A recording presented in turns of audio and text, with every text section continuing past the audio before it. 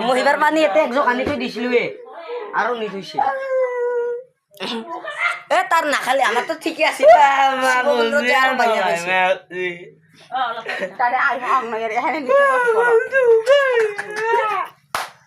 মই এইবাৰ শিৱ পূজা দিছো পাইছো সেইকাৰণে মই এইবাৰ খা নাই দিন ৰাতে চিটাৰ মাৰি আছিলো মইও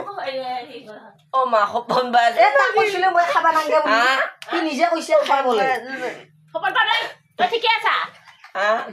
ঠিকে আছা তই ঠিকে আছা এজনা অ মাই মই বিজা লাগে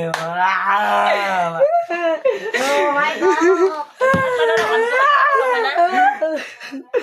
খাব ভাল হ'ব এ মানি যা লাগে দে ঘুমা